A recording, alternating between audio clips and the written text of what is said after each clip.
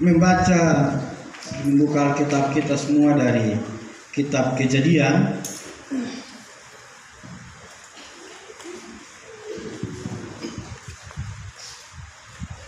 Kitab Kejadian pasalnya yang ke-6, ayatnya yang ke-9 hingga ayatnya yang ke-22.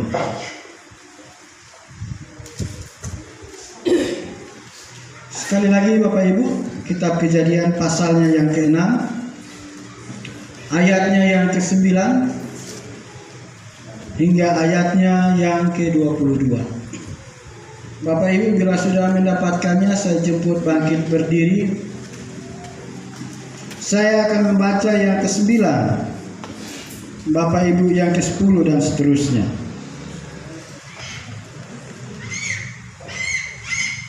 Riwayat Nuh. Inilah riwayat Nuh. Nuh adalah seorang yang benar dan tidak bercela di antara orang-orang sesamanya.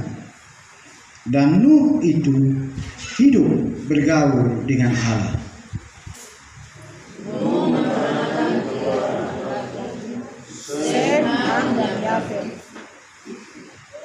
Adapun bumi itu telah rusak di hadapan Allah dan penuh dengan kekerasan. Allah mendidik bumi itu dan sungguhlah rusak benar, sebab semua manusia menjalankan hidup yang rusak di bumi. Berfirmanlah Allah kepada Nuh, Aku telah memutuskan untuk mengakhiri hidup segala makhluk, sebab bumi telah penuh dengan kekerasan oleh mereka.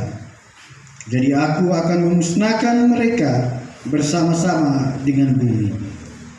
Buatlah bagimu sebuah bahtera dari kayu jati, bahtera itu harus terbuat bergetar-getar, dan harus kau tutup dengan paku dan terbuat dari dalam. Beginilah engkau harus membuat bahtera itu: 300 hasta panjangnya, 50 hasta lebarnya, dan 30 hasta tingginya. Buatlah atap pada bahtera itu, dan selesaikanlah bahtera itu sampai sehasta dari atas, dan pasanglah pintunya pada lambungnya. Buatlah bahtera itu bertingkat bawah, tengah, dan atas. Sebab sesungguhnya aku akan mendatangkan air bah meliputi bumi untuk memusnahkan segala yang hidup dan bernyawa di kolong langit. Segala yang ada di bumi akan mati binasa. Tetapi dengan engkau, aku akan mengadakan perjanjianku, dan engkau akan masuk ke dalam bahtera itu, engkau bersama-sama dengan anak-anakmu, dan istrimu, dan istri anak-anakmu. Dan dari segala yang hidup, dari segala makhluk, dan semuanya haruslah engkau bawa satu pasang ke dalam bahtera itu, supaya terpelihara hidupnya bersama-sama dengan engkau. Jantan dan betina harus kau bawa. Dari segala jenis burung, dan dari segala jenis hewan, dan dari segala jenis binatang melata di muka bumi. Dari semuanya itu harus datang satu pasang kepadamu, supaya terpelihara hidupnya. Dan engkau bawalah bagimu segala apa yang dapat dimakan. Kumpulkanlah itu padamu untuk menjadi makanan bagimu dan bagi mereka. Lalu Nuh melakukan semuanya. Demikian jauh pembacaan firman Tuhan bagi kita. Berbahagialah kita yang tidak hanya membaca, mendengar, tapi mau merenungkan dan melakukannya dalam kehidupan kita hari lepas hari. Bapak Ibu yang terkasih, tema kita pada pagi hari ini adalah sadar, sadar, sadar. Sadar, sadar, sadar. Bapak Ibu coba korek kiri kanan dulu. Kalau belum sadar, agak sedikit lagi. Kalau sudah sadar, ya senyum. Tapi kalau belum sadar, agak korek lagi. Ya. Karena memang kadang-kadang sadar ini harus dikorek-korek. Kalau orang tidak korek-korek karena dia tidak sadar. Apalagi kalau tidur terlalu lama itu, sudah tidur itu tidak sadar-sadar. Nanti bangun banjir sudah penuh, bangun pakaian sudah basah dan lain sebagainya. Jadi tema kita sadar. Di bawah perikop riwayat Nuh. Ada yang nama Nuh di sini, Bapak Ibu? Tidak ada. Bapak Ibu, kemarin saya juga diminta untuk pelayanan di Pesparawi. Saya tanya, ada yang nama Nuh? Tidak ada juga yang nama Nuh. Ada yang pendamping nama Nuh? Tidak ada juga yang nama Nuh. Ya, di sini juga sama. Ya, ini janjian ke apa? Tidak ya? Jadi tidak ada yang nama Nuh. Oke, sudah. Bapak Ibu yang terkasih, Nuh ini merupakan keturunan ke-9 dari Adam. Bapaknya Nuh namanya Lamek. Lamek waktu itu mereka hidup dalam dunia sudah kacau. Jadi dari sebelum Nuh juga dunia sudah kacau. Dalam kekacauan itu lahirlah Nuh ini. Lalu Lamek bilang, saya kasih nama dia Nuh, sebab Allah telah memberikan saya penghiburan. Jadi secara alkitabiah Nuh itu berarti penghiburan, anak penghiburan. Jadi dia hadir untuk menghibur. Jadi kalau ada yang nama Nuh di sini, baru dia punya keadaannya tidak menghibur, tapi kalau bikin kacau, ya saya pikir dia harus ingat lagi bahwa dia hadir untuk menghibur, tapi bukan sebagai penghibur yang lain, ya, bukan sebagai yang penghibur yang itu, tapi dia penghibur yang penuh sukacita. Itu secara alkitabiah. Secara tata bahasa, Nuh itu dari bahasa Syria yang berarti bersyukur. Ya, dia berarti bersyukur. Jadi kalau kita mau gabung-gabungkan Nuh ini, artinya mungkin penghiburan melalui ucapan syukur. Jadi punya anak nama Nuh, saya pikir ini nama yang bagus. Penghiburan melalui ucapan syukur. Ya Bapak Ibu yang terkasih, tentunya kisah tentang Nuh ini bukan hal yang baru, sudah cukup lama kita tahu. Di mana ketika Nuh hidup dan sebelum Nuh hidup itu Lamek, dunia sudah dalam kekacauan yang besar.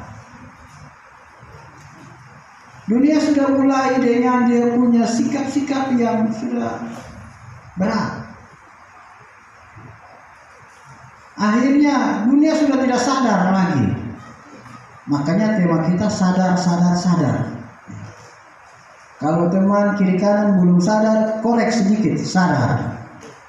Kalau teman kiri kanan lagi tidur, korek sedikit, sadar. Sadar. Pada masa Nuh itu manusia penuh dengan kekacauan, dunia ini penuh dengan kekacauan. Tetapi Allah hanya melihat bahwa Nuh ini baik, Nuh ini hidup benar di mata Tuhan. Maka Allah memberitahu kepada Nuh supaya Nuh menyampaikan kabar, berita kepada orang-orang bahwa apa yang mereka lakukan itu salah.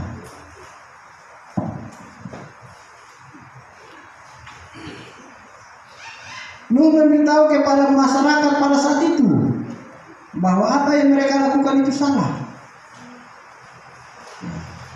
Pesta pora, minum mabuk-mabukan.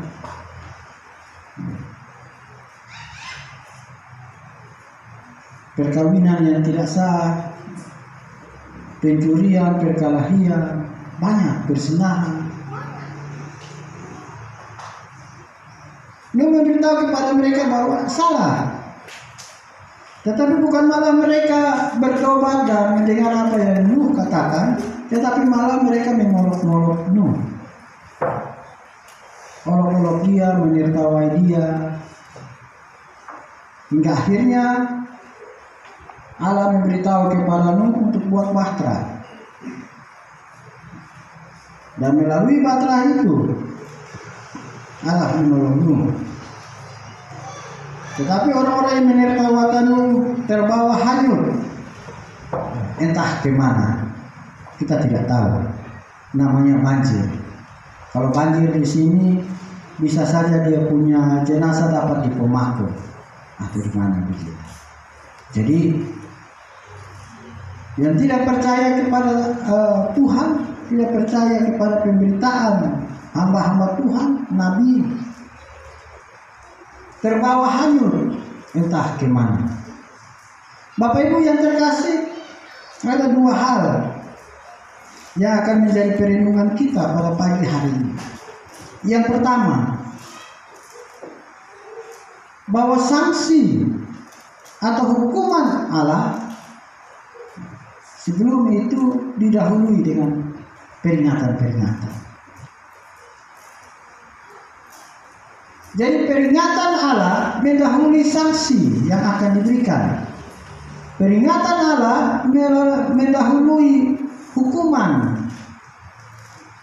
yang akan tiba. Jadi sebelum Allah memberikan sanksi atau hukuman itu, Allah sudah mendahulunya dengan peringatan-peringatan. Peringatan-peringatan mendahului, disampaikan.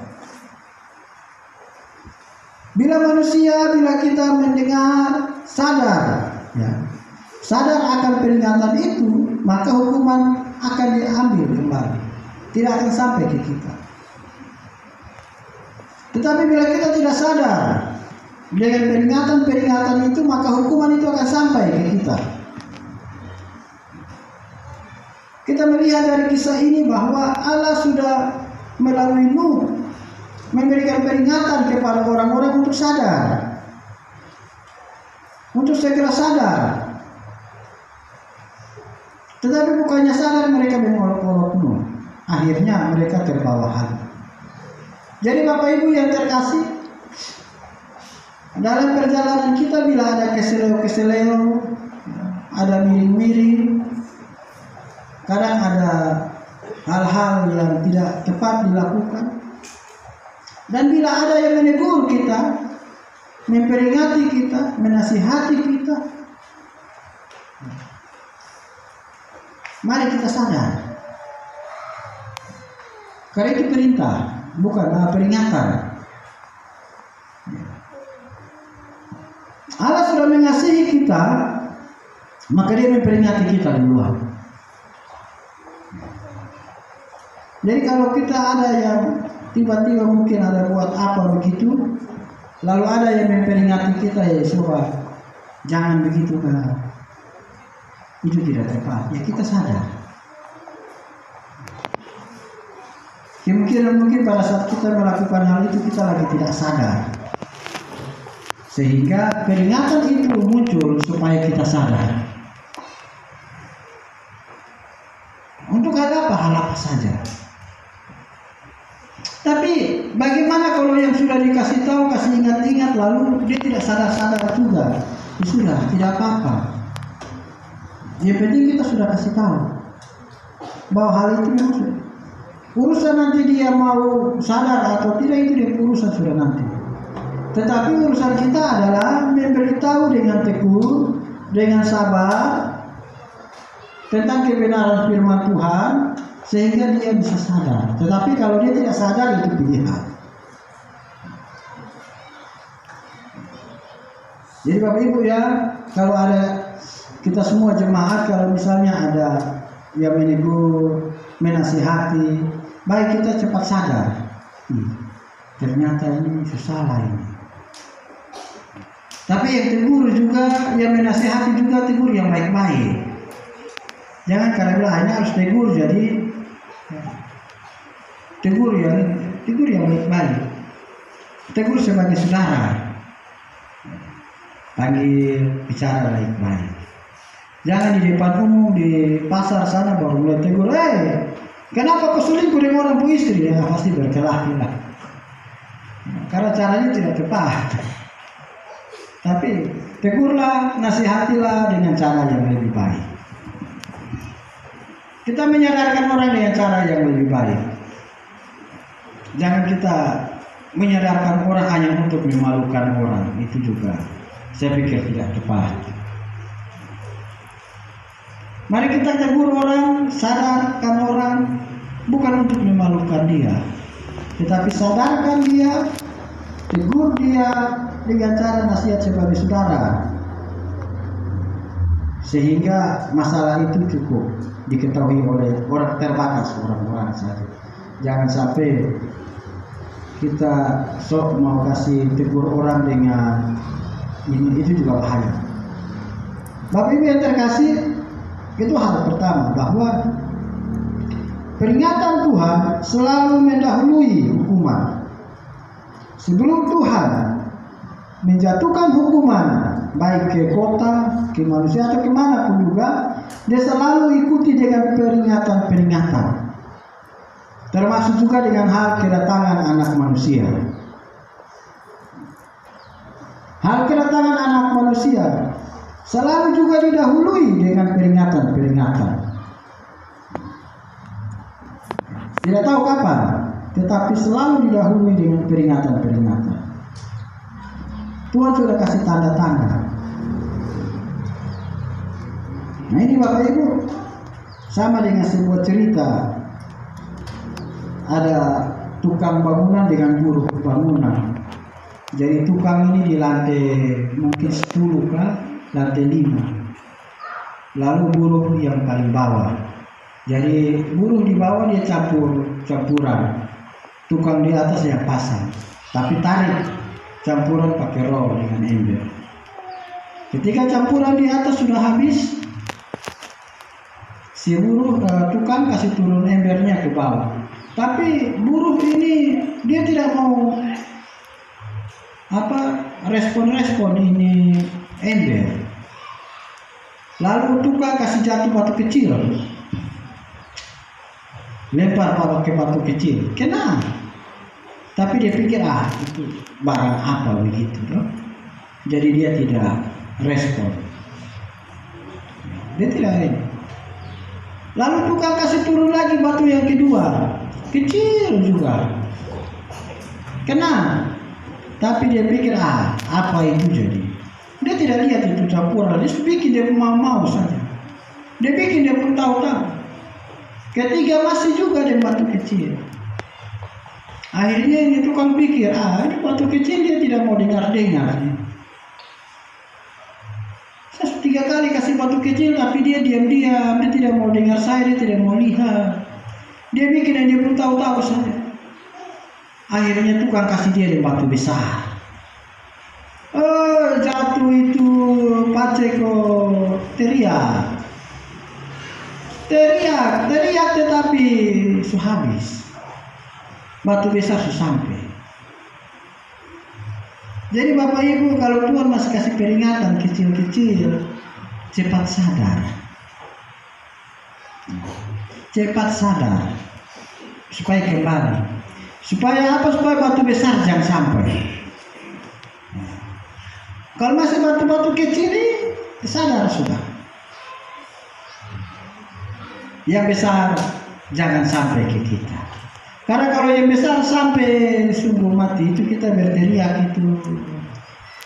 Baik kalau masih bisa teriak-teriak, tapi kalau sampai tidak bisa teriak lagi, sampai pas di kepala dan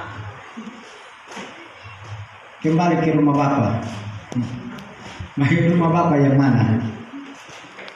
Bapak Ibu yang terkasih, itu hal yang pertama.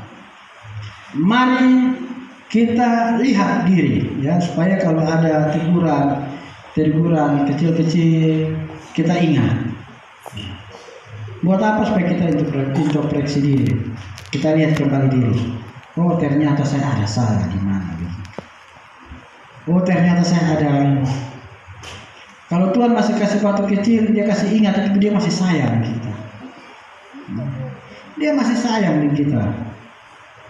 Nah, kalau dia kasih batu besar, itu Kalau batu kecil masih aman ya, masih ada bisa tolong.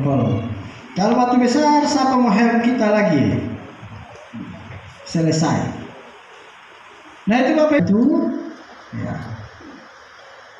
bertobat, sadar, cepat sadar sudah. Jangan sampai sudah di UGD, sudah hela step baru bilang, ada yang karyawan, ada yang guru, ada yang tukang, ada yang ojek, ada yang belum punya pekerjaan tetapi punya pelayanan. Setiap kita dengan pekerjaannya Tuhan percayakan kepada kita masing-masing. Maka jika Tuhan masih percayakan untuk jadi tukang ojek, lakukanlah sebagai seorang tukang ojek yang baik, yang terbaik. Sebagai karyawan, lakukanlah sebagai karyawan yang terbaik. Sebagai pelayan, kita melakukan itu pelayanan yang terbaik. Sebagai tukang, lakukanlah sebagai tukang yang baik. Mengapa Bapak Ibu? Karena mungkin bisa jadi hasil pekerjaan yang terbaik yang kita lakukan itu menjadi sarana Allah untuk mengangkat kita. Nuh sudah membuktikan itu. Dia lakukan yang terbaik. Orang mau olok dia, mau hina dia, mau terserah. Dia tidak pusing. Dia tetap lakukan yang terbaik. Hingga akhirnya hasil dari pekerjaannya itu menjadi sarana bagi Allah, menjadi alat Allah untuk menolong dia. Jadi Bapak Ibu yang terkasih, ya mari kita lakukan pekerjaan kita dengan terbaik. Kita sadar sebagai tukang ojek yang terbaik, sadar sebagai tukang yang terbaik, sadar sebagai guru yang terbaik, sadar sebagai pelayan yang terbaik, sadar sebagai ASN yang terbaik, sadar sebagai seorang aparatur keamanan yang terbaik, sadar sebagai pemuda-pemuda yang terbaik, anak-anak yang terbaik, ibu yang terbaik, bapak yang terbaik, suami yang terbaik. Ya, kalau suami yang terbaik, apakah kita lakukan itu, hasil dari pekerjaan kita itu menjadi alat Allah untuk mengangkat kita, untuk menolong kita. Nuh itu waktu dia membangun Batra itu dia diolok habis-habisan. Dia dihina luar biasa. Kenapa Bapak Ibu? Karena Batra itu dikerjakan di atas gunung. Ya kalau sekarang ya mungkin mereka kerja di puncak bikin Batra atau di Wamena. Maka orang pasti akan lucu. Kok gila kah? Kok tidak ini lagi kok stres apa bikin barang ini di atas gunung. Tetapi dia tidak pusing itu. Yang dipikirkan adalah bagaimana dia menghasilkan sesuatu yang terbaik bagi Tuhan. Dan akhirnya apa yang dia kerjakan itu menjadi alat Tuhan untuk mengangkat dia. Ketika waktunya Allah mengangkat dia, maka orang-orang di samping dia itu yang mengolok-olok, menghina itu lepu semua, hanyut entah kemana tidak tahu.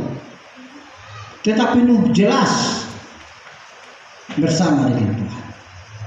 Jadi Bapak Ibu yang terkasih, firman Tuhan yang pertama sadar kalau ada peringatan Tuhan, bercepat bertobat. Yang kedua sadar untuk tetap melakukan yang terbaik.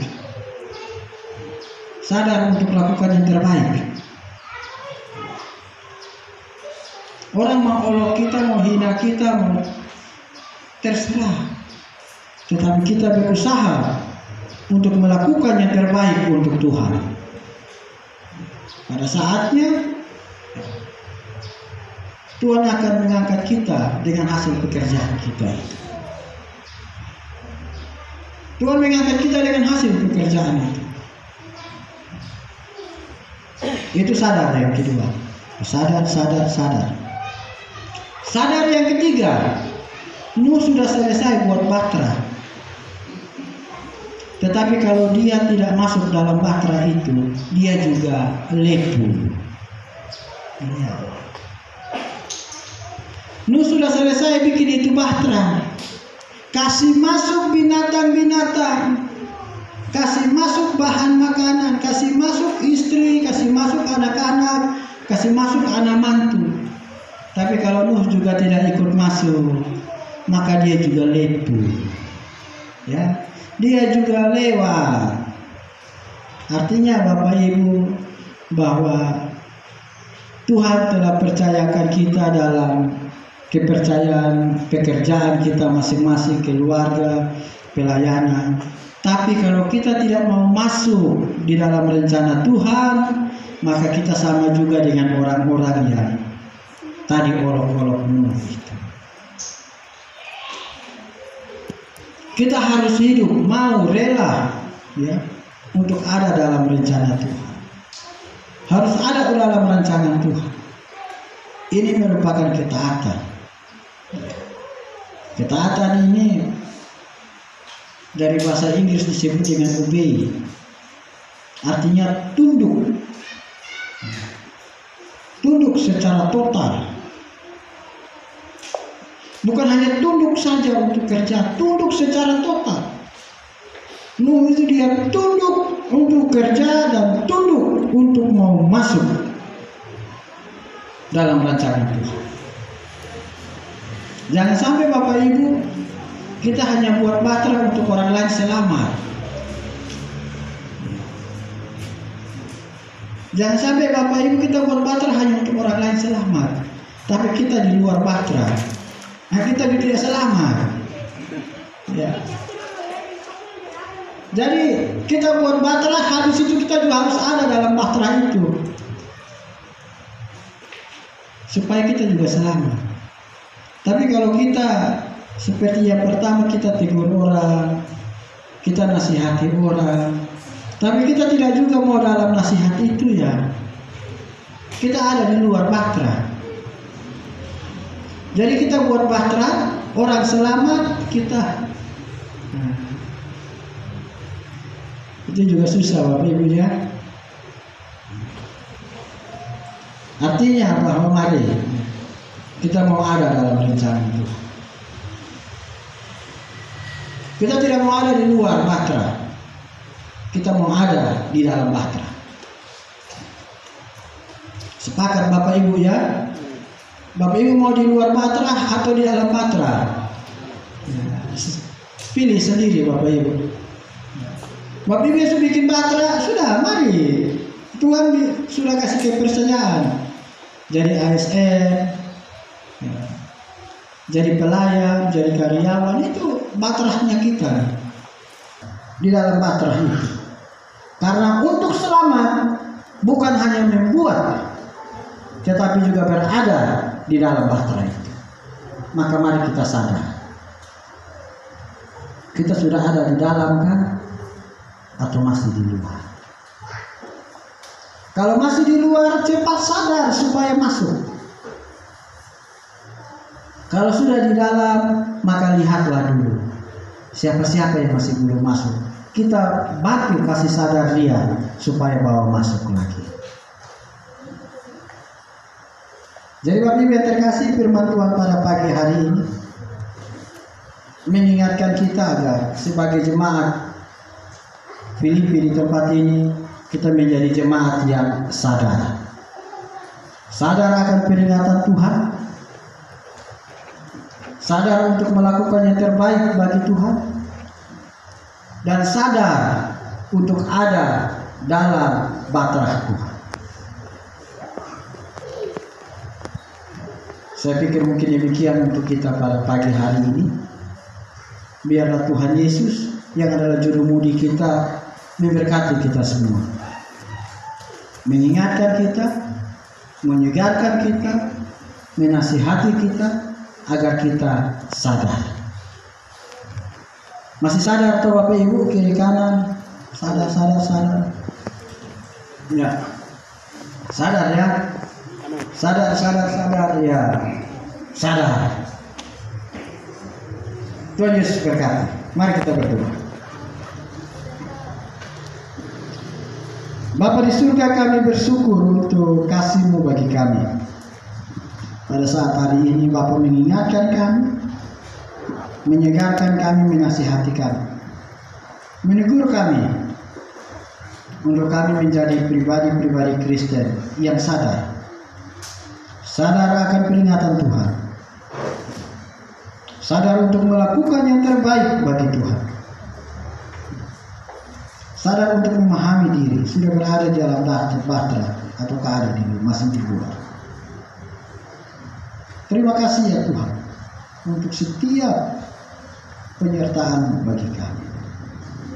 Pada saat ini kami berdoa untuk jemaat di tempat ini dalam setiap pekerjaan masing-masing, sebagai ASN, TNI, Polri, karyawan, swasta, pelayan-pelayan, guru, karyawan, Bapak berkati. Yang tukang, Bapak berkati. Para pedagang, Bapak berkati. CV kontraktor, Bapak juga berkati. Bapak pimpin sertai kami. Korek kami ya Tuhan agar kami sadar. Sentuh kami ya Tuhan agar kami sadar. Untuk selalu berbuat yang terbaik bagi Tuhan. Dengan apa yang telah Tuhan percayakan bagi kami. Kami berdoa untuk Bapak Gembala dan keluarga. Bapak berkati beliau menjadi teladan bagi kami. Berkati dalam setiap aspek kehidupan sosial, rumah tangga, keluarga. Terima kasih ya Tuhan. Kami berdoa ya Tuhan untuk majelis jemaat di tempat ini. Bapak Ketua, Bapak Wakil, Ibu Sekretaris, Bendahara, dan anggota-anggota. Bapak, kami juga berdoa untuk pemerintah kami di tempat ini, di daerah ini. Bapak Bupati, Bapak berkati dan juga hingga sampai kepada lurah-lurah RT. Kami juga berdoa untuk kedamaian, keamanan, kenyamanan kota ini dalam beberapa penyelenggaraan event nasional, Pustarawi, konferensi, dan juga menjelang nanti rapat nasional untuk GPKI. Bapak pimpin, Bapak sertai kami. Berikan kami kekuatan, kesehatan.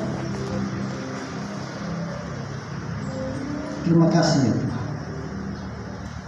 Kami juga berdoa untuk setiap rancangan-rancangan dalam gereja ini, pembangunan gereja ini kami taruh dalam tangan Kasih. Kami berdoa untuk program Natal, Bapak berkati.